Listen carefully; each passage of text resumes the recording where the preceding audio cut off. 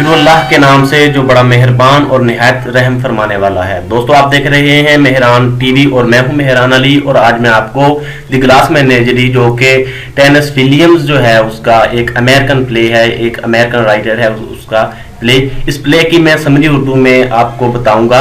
इस समरी को सुनने से पहले अगर आपने अभी तक मेरे चैनल मेहरान टीवी को सब्सक्राइब नहीं किया तो बराए मेहरबानी इसे सब्सक्राइब कर लें ताकि जब भी मैं नई वीडियो अपलोड करूं आपको वो वीडियो मिल जाए। तो चलें स्टार्ट करते हैं।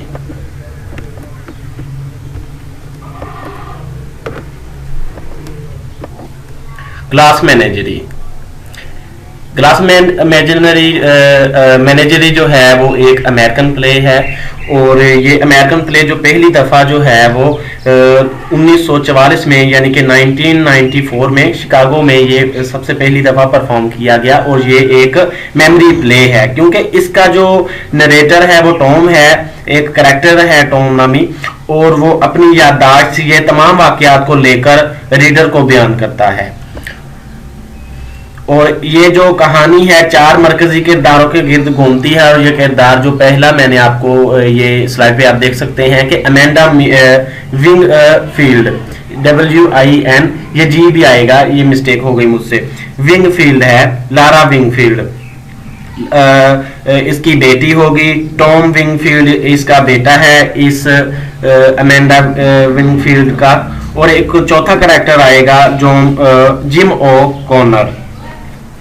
तो ये जो अमेंडा विंगफील्ड है ये एक मिडिल एज वीमन है जिसका खामद उसे छोड़ गया है, जो अपने माजी के अच्छे दिनों में खोई रहती है। हालात का मुकाबला करने की बजाय ये जो औरत है ये इस अपने हालात से दूर भागती है। उसकी ये आदतें जो है इसके बच्चों पर मनफी असरात जो है मरतब करती हैं।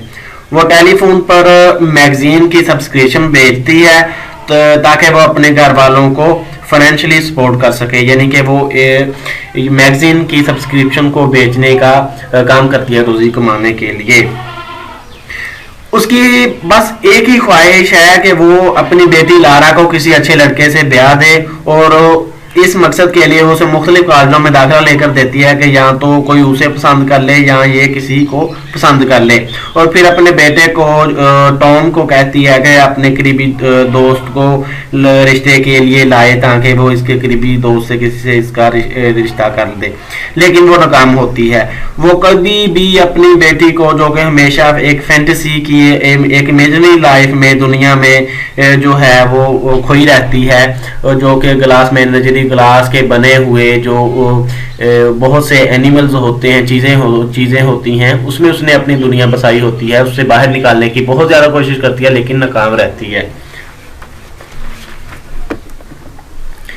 दूसरा कैरेक्टर है इस प्ले में जो सबसे इंपॉर्टेंट है वो लारा विंगफील्ड है। ये देखें विंगफील्ड लिखा है, ये ऊपर मुझसे गलती हो गई, ये विंगफील्ड आएगा, विंगफील्ड नहीं, ये विंगफील्ड है असल लफ्ज। लारा विंगफील्ड इसकी बेटी है अमेंडा की और ये एक माजूर लड़की है, ये लिम्ब है। तो वो हकीकी जिंदगी की बजाय फैंटेसी की दुनिया में रहना पसंद करती है क्योंकि कोई भी उसे हकीकी दुनिया में कबूल करने वाला नहीं है। और फिर माजूर इंसान को, फिर माजूर औरत को, जो कि एक माजूर इंसान है और फिर माजूर औरत कौन कबूल करता है इस सोसाइटी में, इस माशरे में, इस हकीकी दुनिया में? यही सवाल है जो कि राइटर ने उठाने की कोशिश की है, लोगों को बताने की कोशिश की है कि उनमें भी इंसानियत होती है, उनमें भी ख्वाहिशात होती हैं जो कि माजूर होते हैं। बात तो इंसानियत की है, तो ये चीज जो है ये हाईलाइट की है राइटर ने।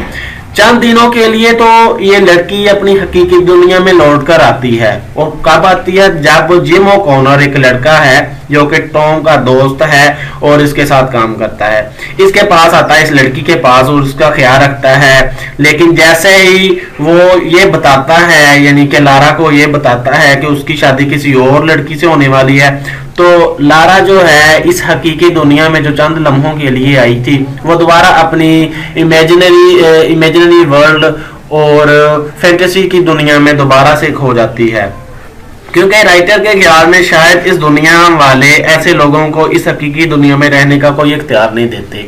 जो लोग माजूर हैं, चाहे वो किसी लिहाज से माजूर हैं, पैसे के लिहाज से, जिस्मानी तौर पर, जहनी तौर पर, किस तरीके से, किस लिहाज से भी, तो ये सोसाइटी ऐसी है राइटर के ख्याल में कि वो उन्हें ये इख्तियार नहीं देते कि वो आज़ादाना तौर पर जिंदगी बसर कर सकें।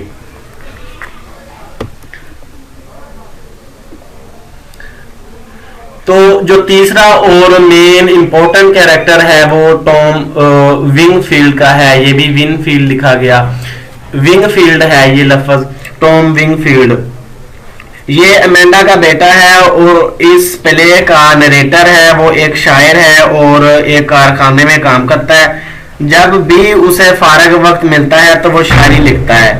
वो मादा परस्ती के इंतहाई खिलाफ है और कहता है कि इस मादा परस्ती ने एक इंसान को दूसरे इंसान से दूर कर दिया है। वो अपने घर वालों के लिए मेहनत मजदूरी करता है, लेकिन अपनी माँ की हर वक्त की बेजा तनकीद की वजह से अपने बाप की तरह घर से भागने की कोशिश करता है।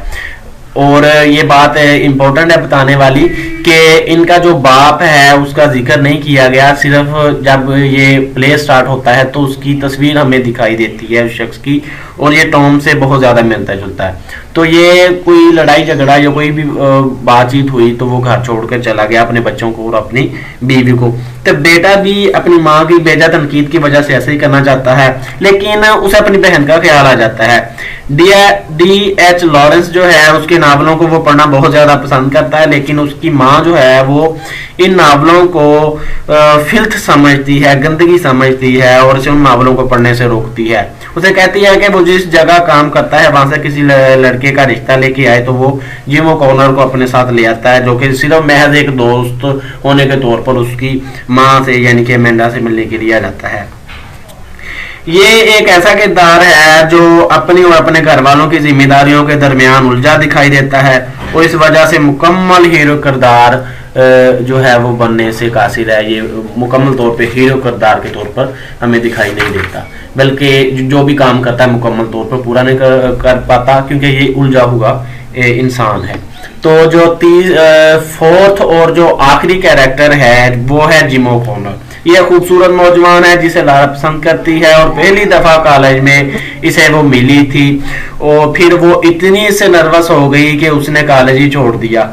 तो ये उसकी नर्वसनेस, उसकी वीकनेस शो की गई है एक सिंबल के तौर पर कि ये जिस तरह ग्लास मैनेजरी होती है, ये एनिमल्स होते हैं ग्लास के बने हुए, शीशे के बने हुए, इतनी ही नाजुक ये लड़की है ये जो बहुत ज़्यादा नर्वस हो जाती है छोटी छोटी बातों पे, छोटी छोटी चीज़ों पे।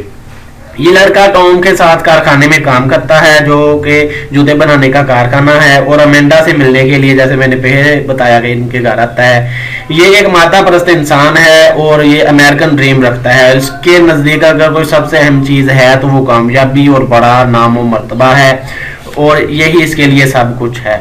और वो हर किस्म के डर और खौफ से आज़ाद होकर अपनी कामयाबी को सोचता है। वो लारा की जिंदगी में बाहर लेकर आता है और उसे अपने ऊपर कॉन्फिडेंस जो है वो बिल्ड करने में उसकी मदद करता है लारा की। तो उसको थोड़ा सा जीने का एहसास होता है। वो इमेजिनरी फैंटेसी की दुनिया से निकलकर ये हकीकी दुनिया की तरफ लौट कर वापस आती है, लेकिन वो जब ये देख रहा होता है कि ये मुझ में इंटरेस्टेड हो रही है तो मैं एक लैम लड़की से कैसे शादी कर सकता हूँ और इनके माली हालात भी बेहतर नहीं है, तो वो फौरन से उसे कह देता है कि मेरी शादी किसी और लड़की से होने वाली है, तो मैं जो है वो दोबारा आपसे नहीं मिल सकता।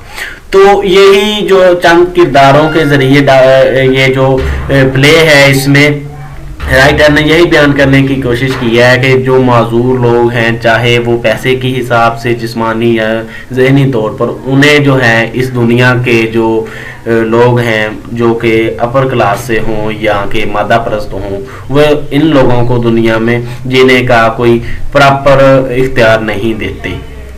दोस्तों, अगर आपने इस वीडियो को लाइक किया है, अच्छी लगी है, तो आप इस पर लाइक कर सकते हैं इस वीडियो को और अपने दोस्तों में शेयर कर सकते हैं, इस पे कमेंट कर सकते हैं। आपका बहुत शुक्रिया। अस्सलाम वालेकुम।